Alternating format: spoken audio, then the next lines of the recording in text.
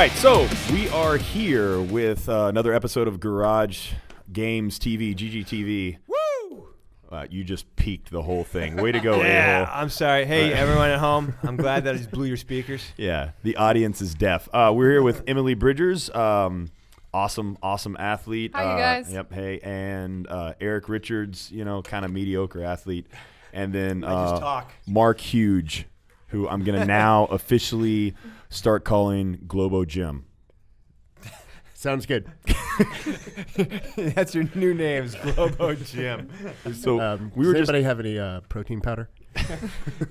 Mom. So okay, so let's talk about Emily here, since you're the one here. Nobody really cares about us. So you did. We were just talking about. You finished. Hold on. Let's back into this. I want to ask Emily about something else first. Okay. What do you want? What are you going? You are a co-owner of a gym now, CrossFit Terminus, right? Terminus. That's right. I like that name. Over in That's Old cool. Fourth Ward, if you're near downtown Atlanta. Ooh, Old Fourth Ward. I like that. Downtown Atlanta. And so tell us a little bit. How long have you owned the gym? We opened the week after the game, so it was the first week in August. So it's been about 5 months. Cool. What is your worst and best thing about being a CrossFit affiliate owner? Go. Best thing, I only have one job now. I'm no longer coaching gymnastics. Wait a second. And I get to Then focus. you're not really a gym owner if you've only got one job. That's true. The best thing is I get to be in the gym all day long. And Nice. I when I'm not coaching, I'm training. The worst thing is You have to be in the gym all day long. the business side, talking to people about money. I don't necessarily like that. Yeah. So everybody wants to own their own business, and nobody wants to actually be the owner. That's why I like. we just give it away. Step down. We just give away all the memberships free here to just Yeah, that's avoid basically what that. people want. That's how it works. I yeah. mean, I'm like, oh, yeah, actually you have to pay for this service. It's more than $10 a month. Not worth it. There's no way I'm going to lose 10 pounds here. The treadmills don't have plasmas on them. Yeah. So how are you guys doing? We're as doing far as well. everyone We're doing well. I think we have about 75 members at this point. Cool. That's awesome. December is Yeah, slow. December everywhere. is the holidays. Nobody wants to work out or join a gym. But actually starting this week, we've been starting to pick up again in the new year. Yeah. It's going well. Yeah. New Year is always like, December it's completely dead, and then come January 1st, it looks like the Rumble Royal at WWE. It's go get it time. Yeah. So cool. And co-owner. Sorry, I'm just butting it in. So tell us about your other co-owner. So I own the gym with my boyfriend. There's a couple other investors involved, but we're the face of the gym. We're the only the main two coaches right now. So we get to work together every day and then go home together. And so far, it's working out well. 5 months in, he's also your coach too, He's right? also my coach, so we get to spend all kinds of time together. Wow. But the main thing is kind of like just separating all those different roles, boyfriend role, the coach role. I was going to say, can we talk about how impressive that is? Because I know Eric and I both have tried to coach our significant others, and it just doesn't work. He's got to be the best coach in the world, or the best husband in the world, or both, whatever. Because seriously, like the ability to not get into like a just like marriage shaking argument. Don't say that. What do you mean? That was perfect that time. Don't you dare tell me that. What do you mean my hips are rising early? There's definitely days like that. There's days where I just want to like cry and I'm like, I just want to go home. But I think the main thing that as to why it works is that he was my coach for at least 2 years, maybe. Or 2 years or longer before we ever dated. So that's the trick. That is the key. That's the key. So he gets to yell at me and only be my coach still. I gotcha. Yeah, because it's even hard to separate just having friends at the gym, because that's one of the biggest thing about CrossFit, right? Is a community and you're friends with the people that you're with or whatever. But you go out and you hang out with them, and then you yell at them in the gym, and you're like, it's hard to kind of separate it. Yeah, it is weird. It is. By the way, I just heard the gears and smelled the smoke from Mark's brain as you said he coached me for 2 years, and now he's my boyfriend, so he's got things working over here. It's actually exactly what I was thinking. I'm thinking I need to find somebody to yell at for 2 years, and then she'll fall in love with me. There you go. Yep. Act just mean enough to them to where they don't completely just leave. Exactly. Yeah. And then, but that's a perfect example, right? Like, because then if you're going to end up like being with somebody or marrying with them, they're already used to you yelling at them constantly. right? That's genius. I got to talk to him now. Yeah, where is he? I thought he was coming. I thought he was coming too. Oh, I should have invited him. I didn't totally invite him. Should. We'll bring him on next time. Garage Games 1 if he's going to be there. Sounds good. He'll be definitely. there. Cool. Yeah. So back to you. You go ahead and do your question. No, we're talking about a bunch of different things, but I was I'd like to mention that regionally in the Open, you did really, really awesome. You said 4th your first year, which you had literally been doing CrossFit how long? It wasn't even regionally. That was worldwide, wasn't it? Well, no. It was less than a year when I started the Open. That was just my first competitive anything in CrossFit. You got 4th in the region, and do you remember what you got? I want to say 50th. Yeah. But the second year, you got 4th in the entire world in the Open, right? I got hyped up a little bit. It was just that like long box jump wad. I think I got second to Kristen Clever. Yeah. So then it was like all blown out of proportion. Like, oh, Emily Bridger is gonna like win the games this year. She did good in one workout. It's done. Yeah. So was that a gymnast thing? Because we were talking about one of our gymnasts here did really, really well on that too, and she had only been doing it for a year. Yeah, I mean, box jumps come naturally because of the rebounding, and then that had toes to bar in it, and toes to bar is kind of just my thing. Like, I guess maybe my best thing in CrossFit. I got to jump in and cut in then too. So, because it is your claim to fame in our world right around here is, Emily Bridgers. Oh God, that girl can do toes to bar. Oh my goodness. I don't even necessarily like them. It's just. But so the first competition that I saw you at, I think I told the story I told.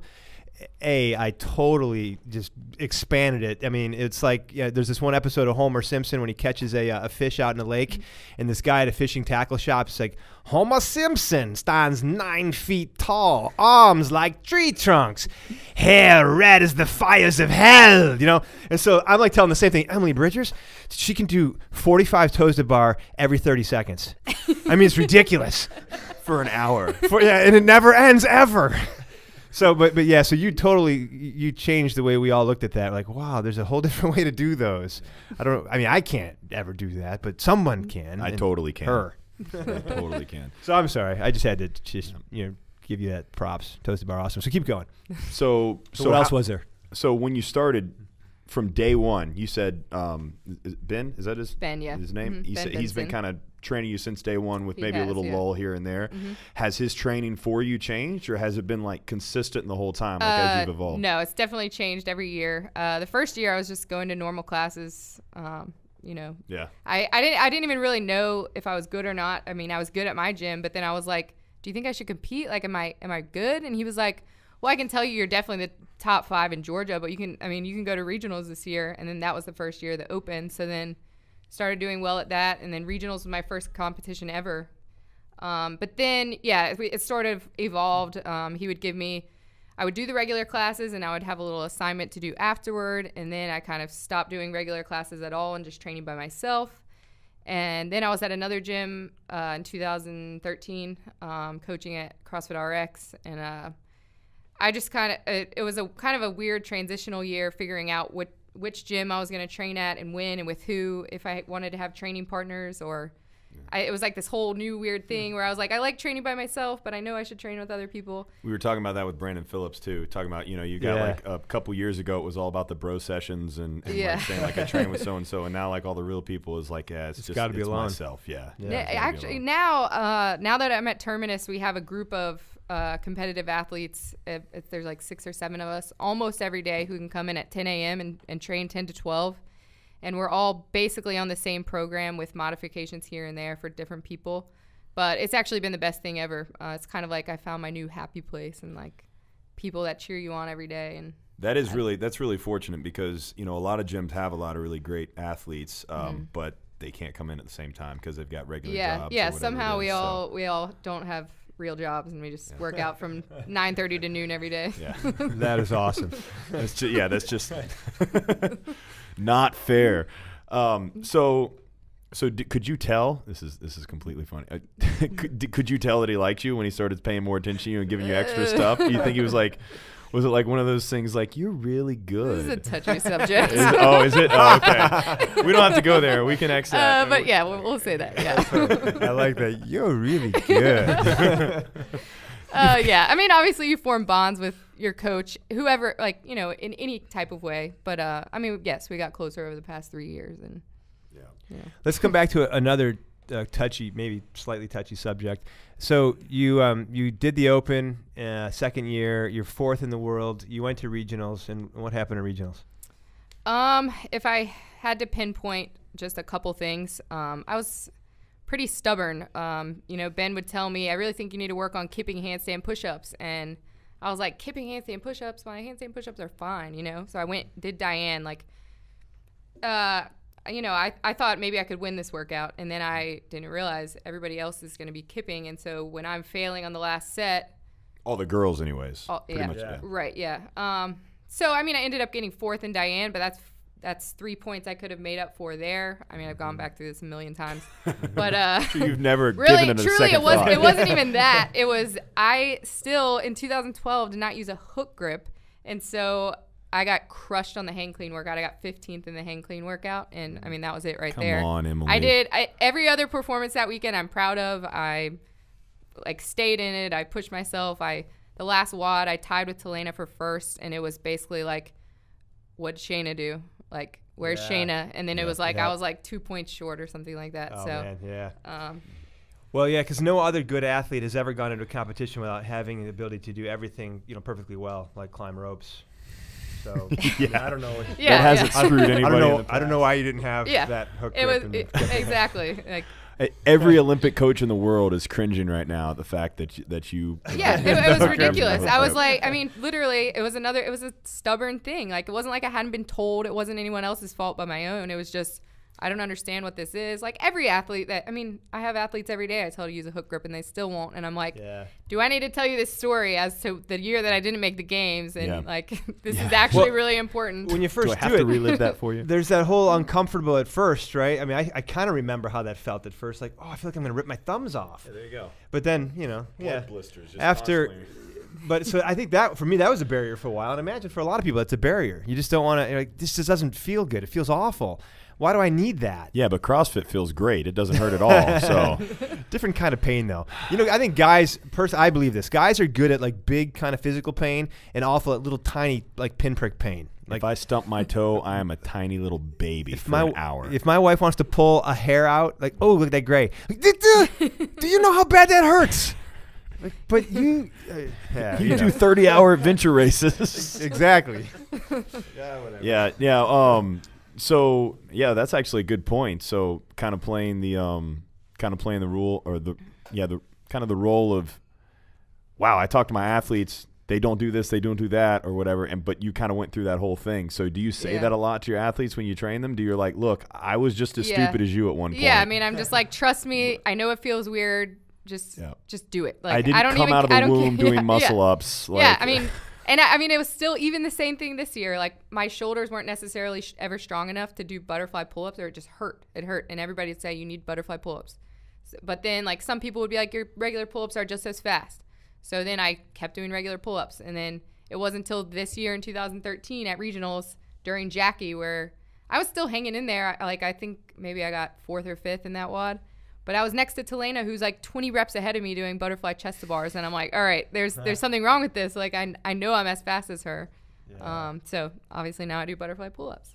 Yeah. Do you think, I mean, when you're talking about stubborn or whatever, you think that your ego is being really competitive in the gymnastics world kind of came into that? You're like, well, I'm already a really good athlete. I'm just going to do what I did because I started out really good. Like, I mean, I guess maybe that plays into it a little bit. Like, I think, oh, I caught onto this really quickly. I'm fine, you know. But, you know, you really I'm already awesome. Let me do what I'm going to do. Turns out I really don't know anything about weightlifting. Tell us a little bit about your gymnastics background. Like, what, you know, how far you went, what you did. So I started gymnastics when I was 3, went all the way through the collegiate level. I went to University of Georgia. I was on the gymnastics team in 2006. And I actually had a back injury through high school, but never really identified what it was other than degenerative discs. Can't do anything. You should probably stop gymnastics. I was like, well, there's no way I'm doing that. So I got a bunch of injections, went on to college, had lots of pain. I walked on to Georgia. So I had teammates who were Olympians. My roommate was in the 2004 Olympics. So it was like one of those very intimidating. I got to work my ass off my freshman year. I did. I was constantly in pain. Competed only a couple times, but I got to experience a national championship. We never lost a meet. It was like the greatest thing ever. That's awesome. Then I kept training, and I just kept being in more pain. Finally went to the doctor, and it was a compression fracture in T12. So I was in this brace for 12 weeks. Ended up just, ending my career there. I was still involved. I actually did gymnastics broadcasting for the next 3 years. Wow. Still got to travel with my teammates, experience the rest of the Georgia Gym Dog National Championships, which was pretty awesome. But had a little, a 5-year break in my athletic career. So I was about 5 years from really doing anything when I started CrossFit.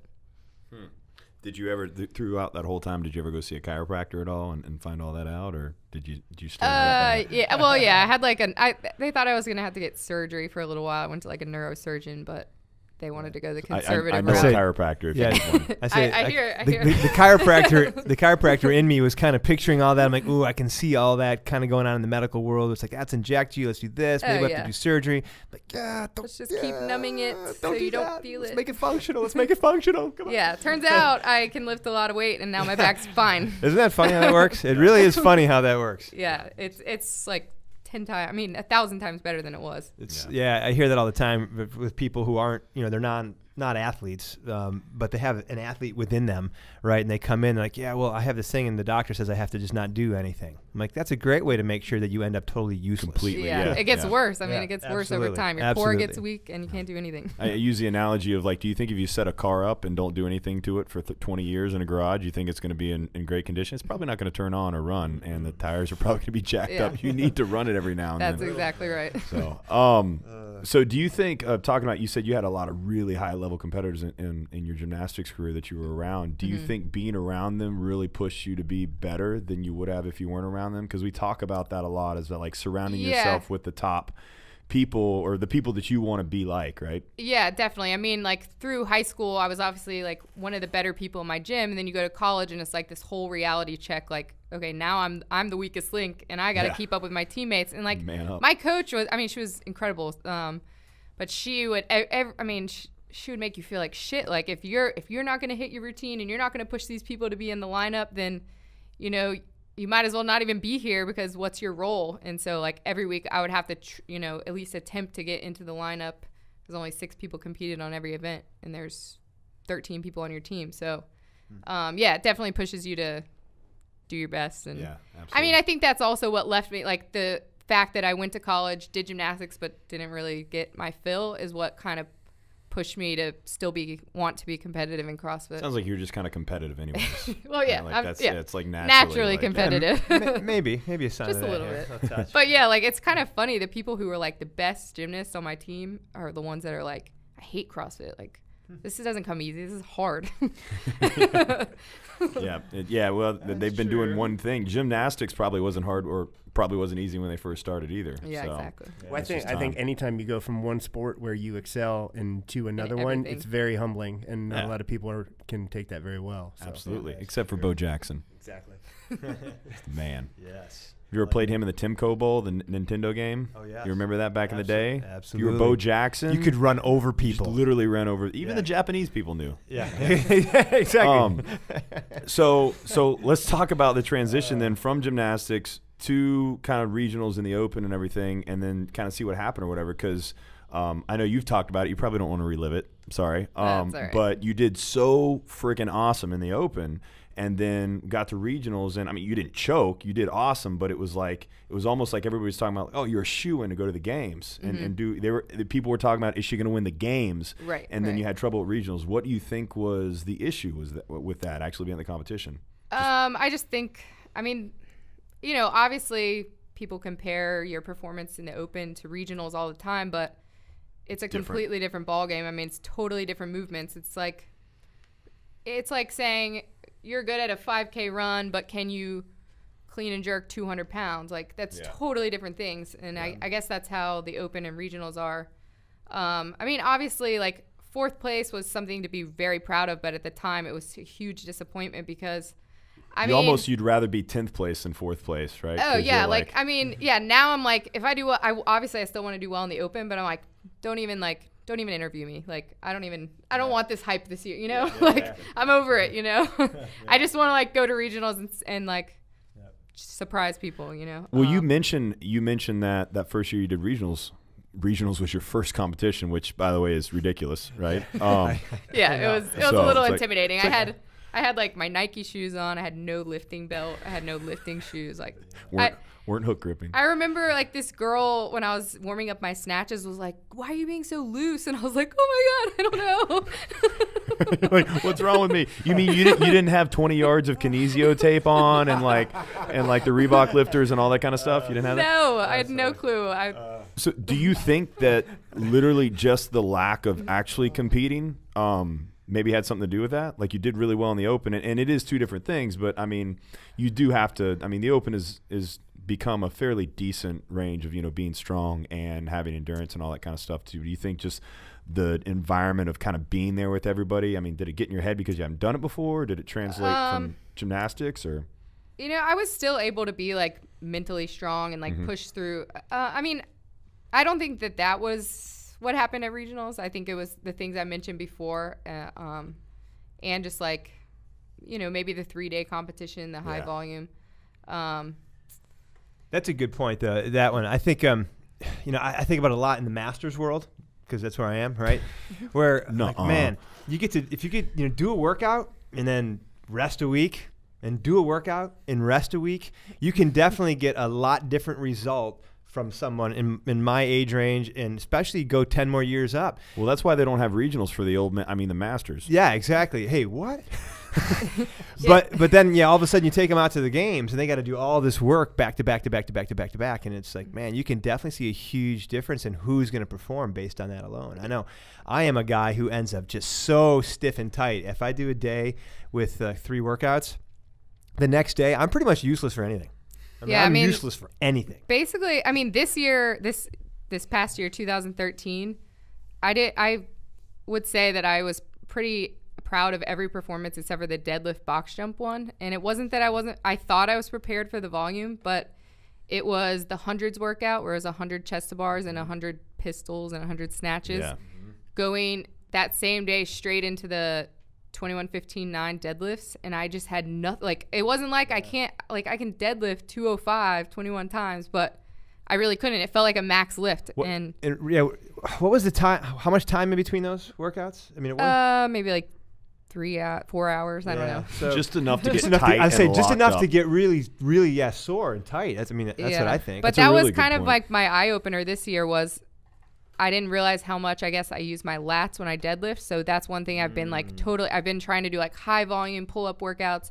And then the next day or later that day doing some kind of heavy deadlift, just to, you know, not have any weakness. Cause I don't want to lose to a deadlift workout ever again. Yeah. Just increase your overall capacity, like not just with the one workout. Cause that's a good point. Like my coach had me, doing that deadlift box jump workout, and I actually, when I did it and I tested, you know, to see where I stacked up, and I was like, I would have gotten like 3rd at regionals. Yeah. But I didn't do 6 workouts before that, right? And I'm nowhere near that amount of volume. I probably would have gotten a DNF had I've actually been at competition. So yeah.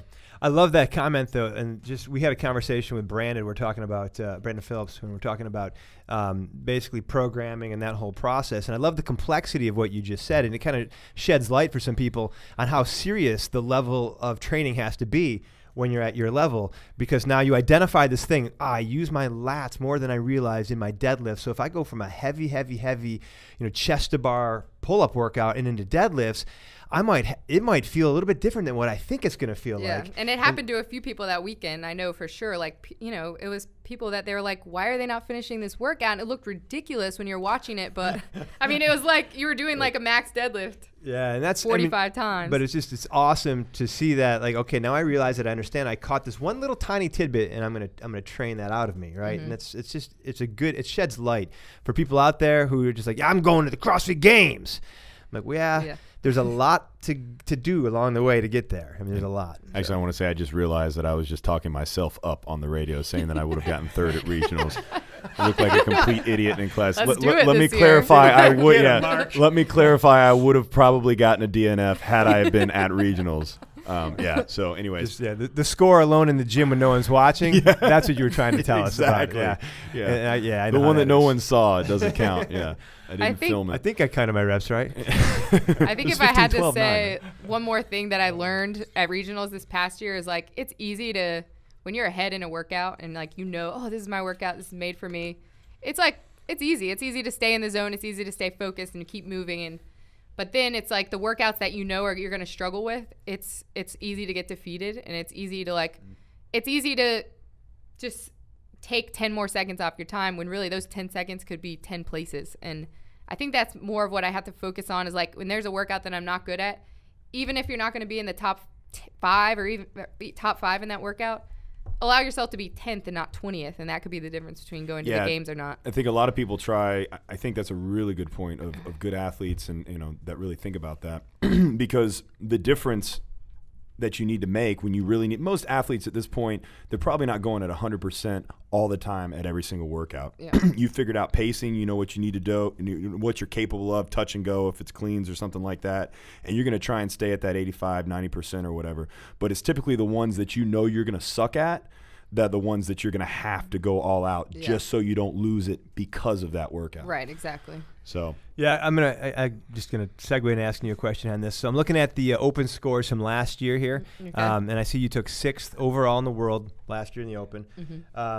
So your worst finish in any of the workouts was the last one, the chest to bar Fran, little deal there, and you were 68th place. So I'm curious, what was the reason? It was because at that point you're like, I'm in. Or do you think that pose extra? Was it just like that was difficult? Workout just sucked. Like I said, it did suck. I did not do butterfly pull-ups at the time. I did all kipping chest to bar pull-ups. So that could be one reason. Another reason we're finishing out the open at our gym. We had this party thing, and it was like everybody come and watch. You guys do this open WOD. So I think I did it at like 8 p.m. I've never worked out that late in my entire life. I always work out at 10 a.m. I work out either 10 a.m. or never past 4 probably. So the variation in that, maybe I would have repeated it had I not been doing well. Were you doing tequila shots right before too? Yeah, Did that have anything to do with it? Yeah, that's the key to the open, guys. So get really, really drunk and then you don't feel the pain as much. Maybe it was. I also think it did need a little bit of experience. Like I definitely would have done it better a second time because I know that you need to pace your chest to bars better than I did. Like I did set of 15, where I think it needed to be like 8 and 7 or 5, 5 and 5 the entire time to be able to maintain. Yeah.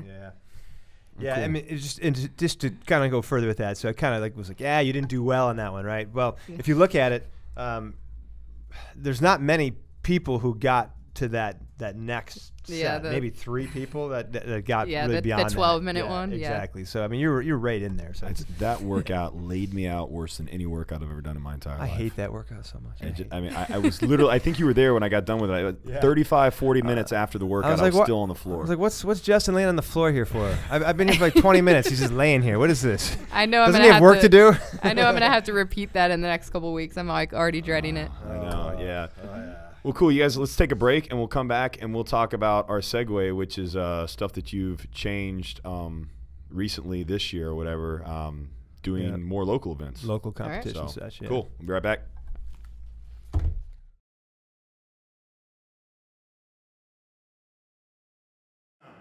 The kettlebell swing is a lot like intercourse, but not that much like intercourse. Jesus likes everything in HD.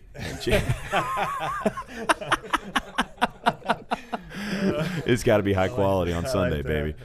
All right, so we're back. Are we back? We're back. I feel good. I'm glad so we're back. So here's what we're doing. We talked a little bit over the break about different things and all kind of. What were you guys talking about? Well, I mean, we're talking about how God has lots of money, and so that's good. If you want good equipment, we should partner with God. So that, we did talk about that. We should do about that. Yeah. So we're trying to figure that part out right now. I'm trying to figure out how Jesus can help me afford a red better mics Epic and things. Microphone. Yeah. So, all right. That sounded borderline blasphemous. So I apologize. It's not at all. We're very good folk. Yeah. Jesus knew you were going to say that, and he loves you anyway. Okay. It's okay. I like that. All right, so we're going to talk about, because something that you did change this year. Not saying that it helped, or well, you can talk about it. You've seen if it has or not. But you've been doing more events, local events, like smaller events, as opposed to just focusing on regionals constantly or whatever. So how do you think that's affected your training, or why did you start doing it? What was your reasoning behind it? Or so I went to the games as a team this past year, and that was in July. And then I had already signed up to do Summer Crush, which is in August. Is it Crush Games? Is that what Crush that is? Games? Yeah, it was in Miami. It was literally like 3 weeks after the games, and I was like, oh my gosh, why did I sign up for this? But it ended up being a lot of fun. It was just good experience with really good people. You go to these big competitions, and it might as well be another regionals or games competition. So I had fun with that. It was one of those bracket style things, so I ended up getting eliminated in like the semifinals. But then I came back, and we had totally your team's fault though, right? No, it was individuals. Oh, it was individual. Yeah, I thought you were talking about teams. Sorry. Yeah, no. Sorry. Well, you can still blame them. It's okay. Still blame them.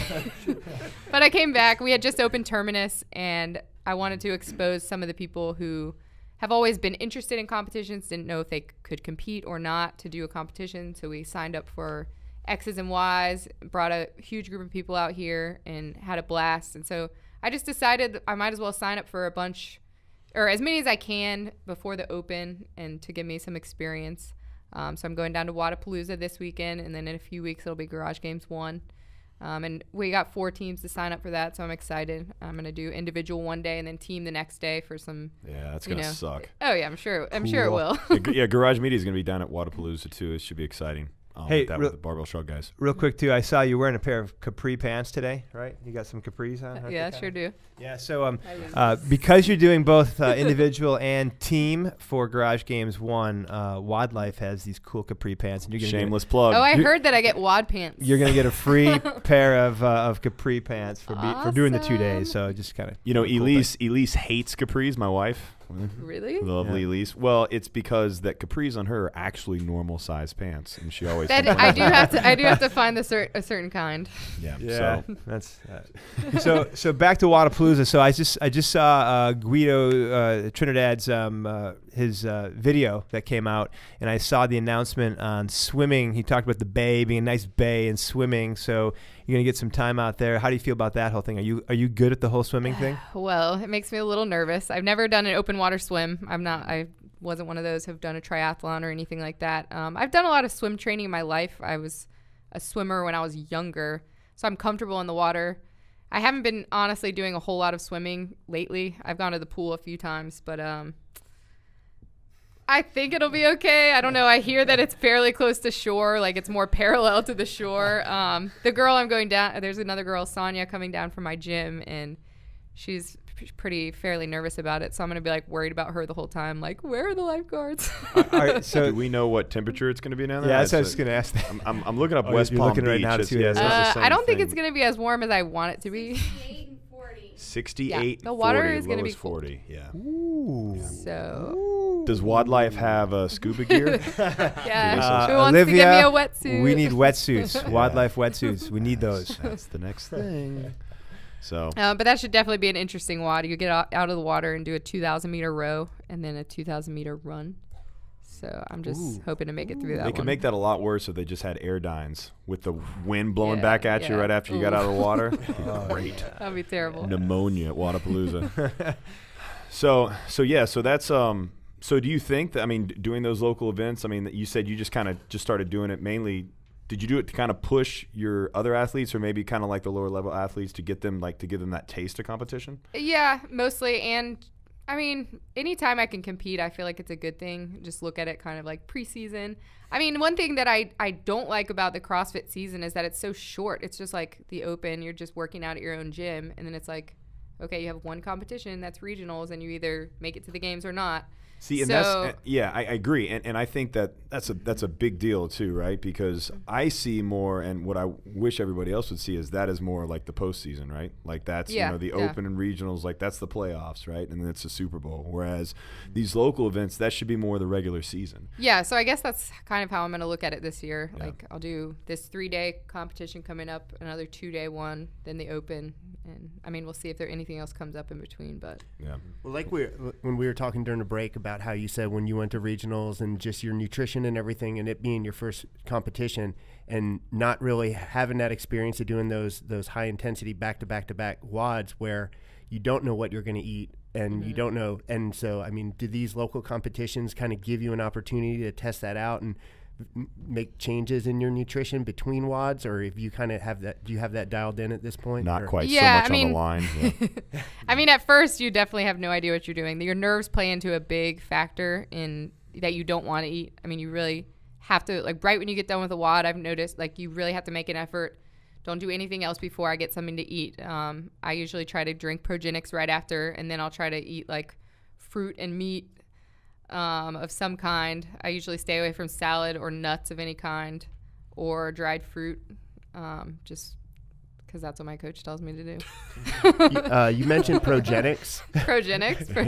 What is that? Hashtag Progenics at Progenics. Yeah. There you go. Hashtag Team Progenics. Yeah, there you go. But I do drink Progenics right after WODs, especially in competition, just because it's easy to replenish myself, and it doesn't make me feel like I'm sick. I don't feel like I can eat right now.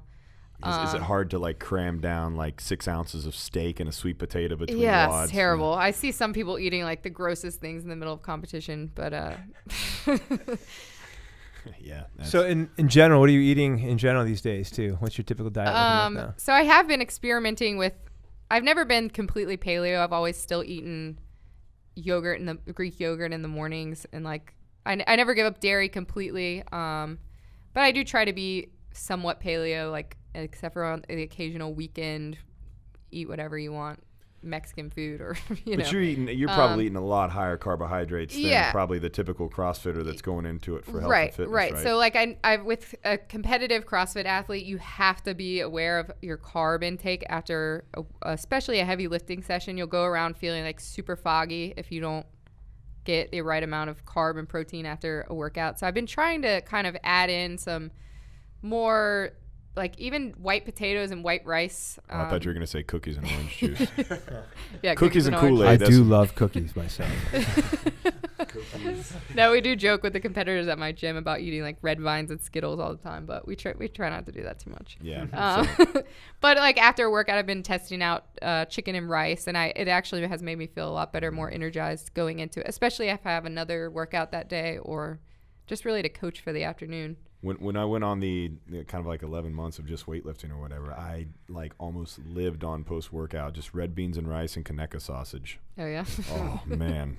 God, it's so good. We also make a good like Mexican casserole that has like corn tortillas in it, but it's mostly like meat. Yeah. As you say, I've been teaching nutrition for a decade or so, and it's an interesting thing when you're teaching somebody just to try to get them on the health and fitness, as Justin touched on. You know, it's like this different place when you're thinking, okay, this is the best healthy thing to do. Now, personally, I have never told people that I think they should just go straight paleo unless they have a very specific, obvious allergy that we can find with the dairy or the gluten. And it really comes down to I'm biblical in my approach, and so I just think there's a place for both of those because of what I read and see that way. But definitely a limited. I'm tend to push that limited amount of those items on people, but it's so different though when you're a competitive athlete and you are pushing yourself every single day with your training to a totally different level. It's like you really have to try to make sure, like you said, that carb intake is where it needs to be. Otherwise you can get really, really, really foggy. Yeah. And that can play into other areas as well with your blood chemistry, and you can end up having other issues develop too. So I think hormonal response issues, absolutely. Absolutely. Yeah. It has been like such a huge difference between growing up with gymnastics and now CrossFit, and like I'll be like, is this how much I should eat to Ben? And he's like, you don't need to worry about your like calorie intake so much. Yeah. And I'm like in gymnastics, I would literally weigh in every Monday, and then like eat as little as like nothing on Sundays. Like, I mean, it was terrible. I just wish somebody would have said, stay away from grains a little more. Yeah. Like, and I don't never wake had up any at 11 idea. o'clock and eat 6 pieces of cake. Maybe don't do that. Yeah.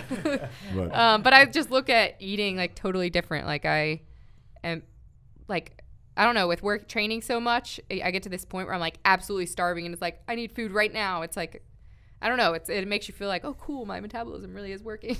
I think that's probably one of the best things that that CrossFit has done for girls, has gotten rid of that whole mentality of, well, I train, well, I'm not going to go eat anything else because it's going to ruin everything that I just trained for. Yeah, no, it's like you have to go eat right now. Couldn't be more now. wrong. Yeah, you couldn't be more wrong. Yeah. And a lot more girls are thinking that now. Like, well, crap, yeah, I need to refuel. Like, it's not as simple as like calories in, calories out. And it's a good flip-flop to what you've seen or what I've seen over the years. I've taken care of a bunch of people who are in the marathon and triathlon world, and I'd find women in that group who are constantly eating the absolute worst stuff on the planet, like Twinkies and Ho-Hos, and because it's an excuse. Like, well, I'm thin, so I can eat whatever I want. Like, yeah, you're emaciated. Or like the worst exactly. girl, the worst girl diet is, I'm gonna stay away from anything with fat in it. Which is a lot of people. That's what I tell you. I'm so glad you said that. Thank you. Because my mission, and it drives me crazy, is to kill the low fat thing.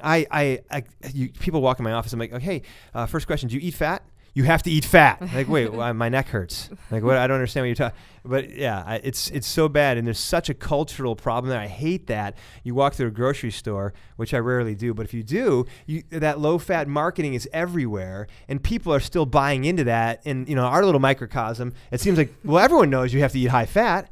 Yeah. But that's not true. It's our microcosm. They're all out there eating low fat still. I'm like, oh, you people. You know what's funny? We were talking about this, and I'll shamelessly plug my useless podcast that we do. It's the 100% completely absolutely useless podcast that's irresponsible and random, I think is the name of it. Is that right, Nick? Anyways, it's basically Nick and I. And that's not this one? No, that's just what this one is. We actually named the other one. And it's basically us just sitting around. I think we had Jared Dotson's son come in, Logan, who is almost 13. So he's 11 and a half. And that's one of the things that we talked about. True story. The whole light thing and the whole low fat and all that stuff, it happened like in the 70s or whatever with Miller. Miller came out with a light beer, and then it just exploded. So what every company did is they started calling their product light. Yeah. Like mayonnaise light, this, that. I mean, this is back in the 70s, right? When the whole like low fat thing.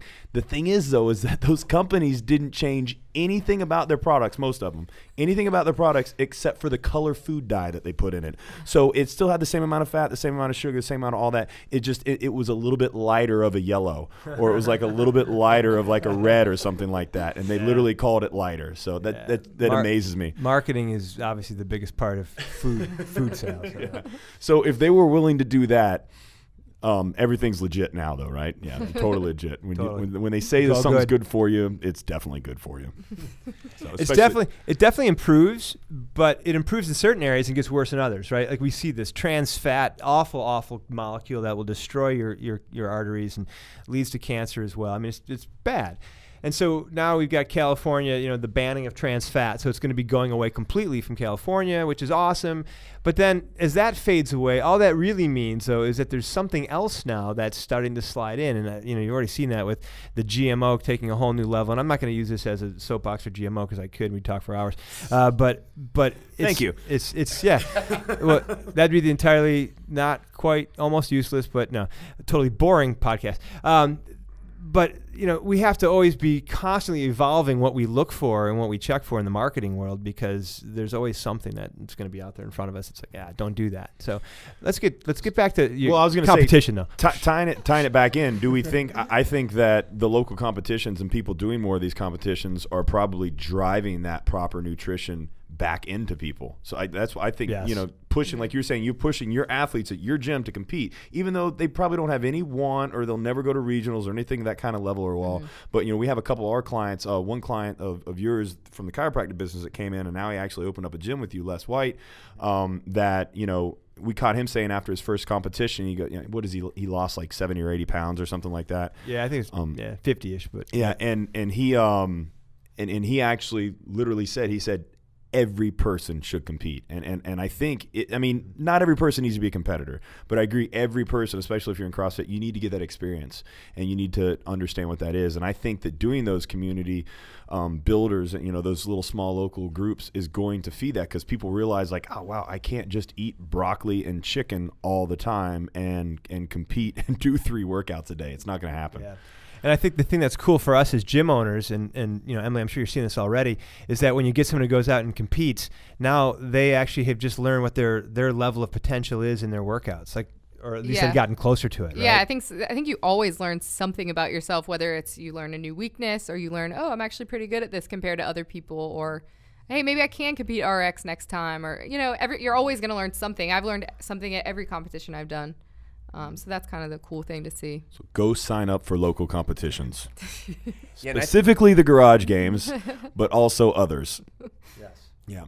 Yeah. And I mean, I think every day when you're at your gym, I mean, there is a certain level of competition, but I think for everybody, when you compete in those local competitions, you don't realize what you're capable of until you have 100 people standing there screaming for you to continue, like just keep going. Even if it's at your own box with your own people, like something like the Worldwide WOD, where, you know, but when there's something else on the line, even if it's like externally and like outside of wherever you're at, it's still different. It's still a different environment. Yeah, I'm going to actually just take that second to just mention a few of the photos that I got on Worldwide WOD. So Worldwide WOD just happened in, you know, 60 different gyms around the world. And I asked the gym owners who had hosted, I said, hey, can you just, you know, send some pictures my way or tag Worldwide WOD so I can see them?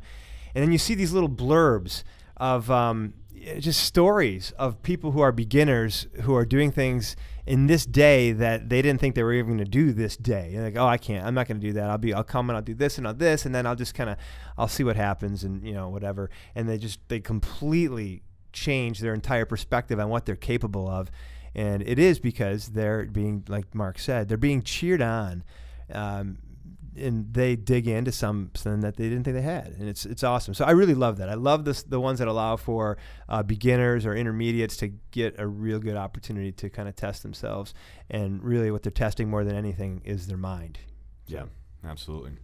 Well, cool. So what is your game plan moving forward going to regionals this year? I know you said you changed everything. Can we give us any insight?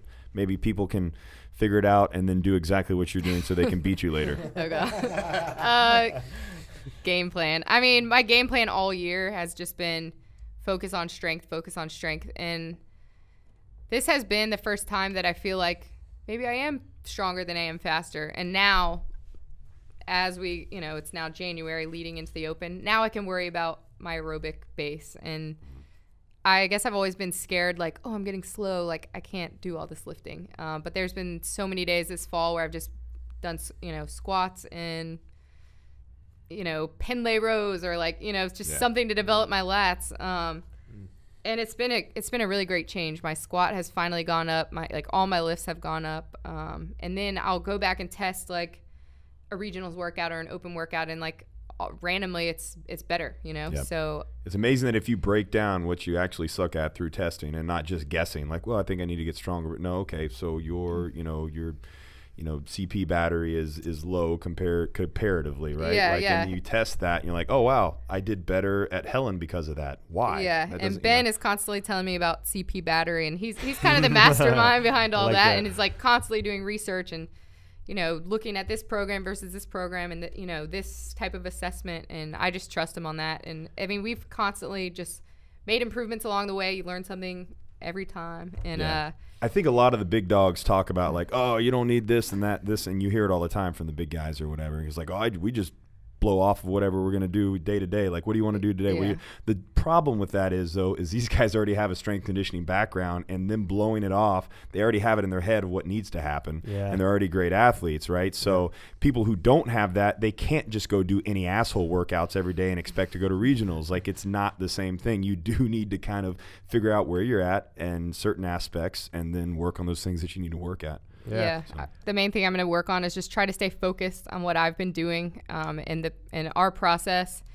There's been lots of people asking me, like, are you still going to try to go individual again? Because it has been disappointment after disappointment the last few regionals, but I do have to trust that, like, hey, last year I got 5th, and like the top 8 competitors last year were like, I mean, the gap between those top 8 to top 10 is like so small that you can't just say, oh, I'm not good enough. You know, like I'm still getting better. I'm still like pushing their limits, and it's any given day or any given workout that I could have made it over them, and that hopefully that'll be this year after everything I've done. You said exactly what I was just about to say, and like it's a lot like football, and like you hear like the term any given Sunday or whatever, right? Like it's not like who is first place at the games every year, because depending on what the workouts are, they are going to change, and they are going to be slightly in certain people's favors, and then change, you know, as the years go on. But it's the people that are in that kind of top all the time, those are the competitors that you want to talk about, right? Those are the top competitors. So the fact that you're close, I mean, maybe this year it's skewed into whatever you've been training a little bit more than everybody else, and who knows, you could go from being, you know, 5th at regionals last year to 1st in the games this year, like literally that big of a jump, just because it's this year. So yeah, I mean, and like there's been all this talk, you know, like there's no Emily Friedman this year, there's no Anna Tooncliffe, and so everybody's like, oh, you know, like, aren't you excited? Isn't this your year? And it's like, yeah, that's exciting. Like, yeah, maybe my chances are better, but like the top 8 is still going to be there. It's still, no matter who it is, it could be someone brand new, but the competition's still going to be there. Yep. Well, I was impressed with what to me was a display of strength that I saw in the video of you just from the other day, where you took, I think it was 150 pounds and did 16 jerks. Yeah, something like that. Yeah, 16 straight jerks. You know, and I thought, man, that's really solid to not return that barbell to the floor and get 16 straight. That was right after DT. At 150. Oh, sweet. And so, you know, and we were talking with Brandon Phillips about this, just that ability to work, you know, your 80 to 90% capacity, you know, just keep working and working and working and working and working. So you see that a lot more in females too, able to do a lot higher just because of the tight muscle fibers, right? Yeah, they can hang in there at that high percentage. Like, wow, she's at 90%. She did 20 reps. What's going on? What is that? Like, But it looks good. I mean, I think, you know, as always, anytime I've seen you compete, I always think, wow, she's definitely a competitor who's got everything she needs. So it's exciting to hear that you're just staying confident and calm in what you're doing. I think that's awesome. I think that's a true sign of somebody who's going to, you know, who's going to do well, right? Is that kind of confidence, but not cocky, I guess, too. Yeah. You don't want to be cocky well, about thank you guys for the support. Like you were earlier. Now that we're just like building her ego up to the point where she is going to be cocky, let's end this thing. So, anything that you want to promote there? Plug. Yeah, plug. Well, I already gave my little Progenics plug, but I'll go ahead and give a shout out to Pure Strength. They're sponsoring the Garage Games 1. Yeah. We love those guys. They take good care of me, as well as Box Stalker Apparel. Love those guys too. Yeah. I'll throw a little shout out to our programs, the Squat Mafia program. That's what Ben has thrown together, and I hope we're going to see multiple representations at regionals this year, whether it's a few different individuals or whether we can put together a team. But yeah, Squat Mafia. And then what is CrossFit Terminus? What's the website CrossFit for that? Terminus is CrossFitTerminus.com. Sweet. Do you guys, he does individual programming as well? Is it just for within the we have a little, basically Squat Mafia is our competitive program, and then we have our general class program as well. Cool. But yeah, anywhere near Inman Park, downtown Atlanta, Old Fourth Ward. Yeah. I used to hang out there a lot. It's been a long time. Kids change everything, I tell you. So, Mark, what we got, Mark? how you doing? What do you got? PlayUSA.com. PLAE. PLAE. We will we'll be doing the mats at Garage Games 1. We'll also have a booth there, so come check us out. Rock and roll. And yeah, I love those cool mats. And Eric's wife also, just like Wes a couple weeks ago, Eric's wife $5? gave me $5 to promote Sweet. healthsprouts.com. Health Sprout. No Yeah, S. It's not plural. yeah, Just one sprout one is all it sprout. is. .com, Cairo. So, and then obviously I want to promote garagemedia.tv. Go to our YouTube channel and subscribe to us, like all of our videos. It's Garage Media. On iTunes, you can check us out. The audio-only version of this at The Garage Games should be out here pretty soon after you see this. So, cool, guys. Good job. All right, yep. We'll see you next time. Awesome.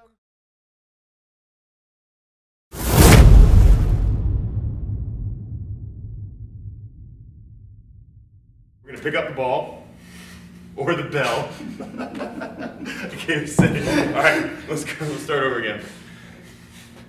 From the top? Yeah, that's what she said.